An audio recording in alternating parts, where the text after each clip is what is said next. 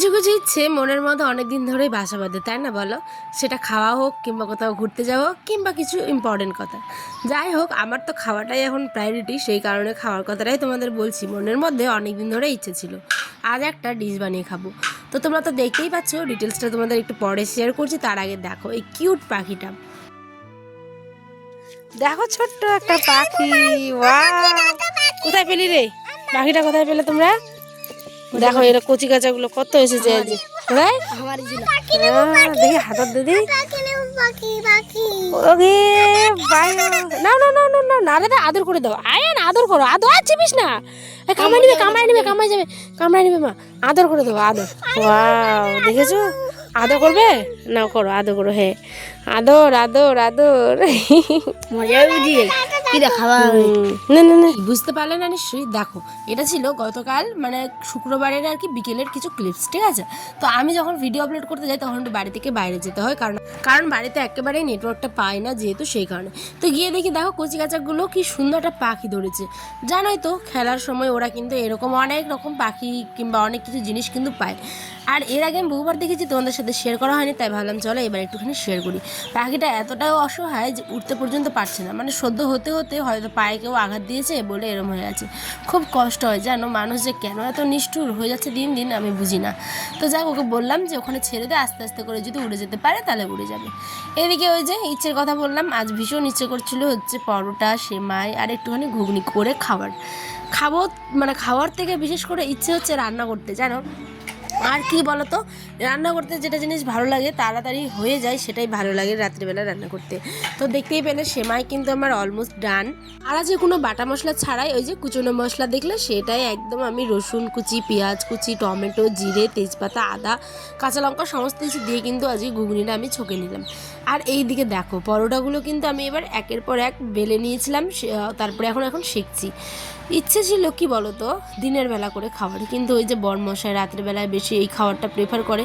বলে কি যে মানে সবসময় ভাত 2 থেকে 3 বার না খেয়ে একটুখানি এগুলোও খাওয়া যেতে পারে, ঠিক আছে? তো তোমাদেরও কি পরোটা খেতে ভালো লাগে? আমার তো ভীষণ ভালো লাগে বন্ধুরা, ভীষণ ভীষণ ভালো লাগে। তো দেখো এই যে পরোটা কিন্তু হয়ে যাচ্ছে। পরোটাতে আমি ময়দা যখন মাখি তখন একটু নুন, একটু চিনি আর একটু সাদা অয়েল, মানে হ্যাঁ ডক্টর চয়েস যেটা, আর একটুখানি দিয়েছিলাম হচ্ছে গিয়ে কী বলো ওটা, খাওয়ার সোডা, যাতে সফট হয়। আর দেখো বরমশাই এসেই একদম এক থালা সবজি নিয়ে নিয়েছে, আর এই যে সেমাইটা বাবুটাকে দিল, আমি আয়নকে দিব। আর এই যে দেখো পরোটাগুলো আমি ভেজে নিয়েছি, দেখো কতটা নরম। তার আগে চলো, ওই আমাকে একবার খাইয়ে দিয়েছিল মাঝখানে, তো আমি ভাবলাম চলো তোমাকেও একটু খাইয়ে দিই। আর এই সেমাই পরোটা খেতে কিন্তু ভীষণই ভালো লাগে, ঠিক আছে? রাতের মধ্যে স্পেশাল খাবার একটু ভালো লাগে, মন চায়। আর এই যে এখন আমি ট্রাই করছি, মানে সত্যি কথা বলতে ভীষণ ভালো, ঠিক আছে? আর একটা জিনিস আমি তোমাদের সাথে শেয়ার করি, দেখো কতটা সফট হয়েছে, মানে সত্যি দোকানের থেকেও ভালো হয়েছে। দোকানে তো এটা মানে এই যে মোটাটা দেখছো, এই মোটা স্তরটা কিন্তু 2 থেকে 3 ভাগ করে ওরা। যাই হোক, গুড মর্নিং, এটা হচ্ছে নেক্সট দিন সকালবেলা, মানে শনিবারের। তো ভাত বসাবো বলে এখানে হাঁড়িতে জল নিতে এসেছি।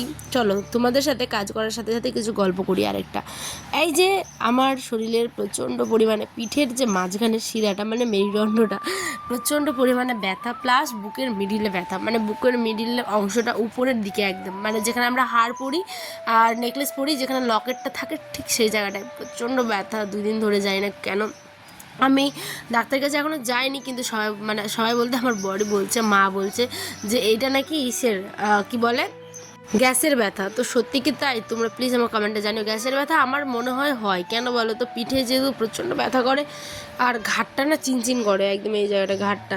তো 2-3 দিন ধরে হচ্ছে যেহেতু, সেই কারণে তোমাদের সাথে মানে এতদিন শেয়ার করিনি, আজকে শেয়ার করলাম।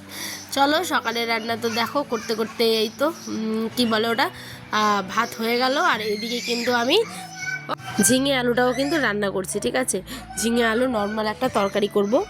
তারপরে কিছু পাতা ছিল যেগুলো একদম আমাদের নিজেরই গাছের, তো সেগুলো যখন ঝাড় দিই সকাল করে তখন কিন্তু মানে জমা হয় উঠোনেরই আর কি। তো ওইটাকেও একদিকে রাখলাম, রেখে ওটাকে একটু রোদ্রে দিলাম, আর এদিকে বিছানাটাকেও গুছাতে এসেছি। এখন চাইছি তোমাদের ছোট ছোট ব্লগ দিতে, দেখো 3 থেকে 4 মিনিট বা 5 মিনিট, এর আগে তো বড় বড় ব্লগগুলো দিচ্ছিলাম, তোমরা অনেকে দেখেছো। আর এই ব্লগগুলো যত দিচ্ছি তো ছোটো ছোটো, তোমরা কিন্তু ততই ভিউজটা কমিয়ে দিচ্ছ। আমি জানি না কেন, কি অসুবিধে হচ্ছে আমি সত্যি জানি না। আর কি বলবো বলো, মন চাইছে অনেক কিছু বলতে কিন্তু পারছি না। এদিকে তোমার দাদাভাই রাত্রে নিয়ে এসছে মাছ। আমার তো মাথাটা পুরো গরম হয়ে গেছিলো, আমি রান্না করতে চাইছিলাম না। ওই দেখো নিয়ে চলে এসেছে মাছ, মানে এটা শনিবারের রাত্রিবেলা, ঠিক আছে। আর পরে এত ঝড় বৃষ্টি হয়েছিল, পুরোটা তোমাদের সাথে শেয়ার করিনি। তাড়াতাড়ি রান্না উঠিয়ে গ্যাসের মধ্যে বসিয়ে দিয়েছিলাম। যাই হোক, টাটা, আল্লাহ হাফেজ, ভালো থেকো, সুস্থ থেকো। আর নেক্সট ভিডিও ঠিক সন্ধ্যে 6টায় পাবে।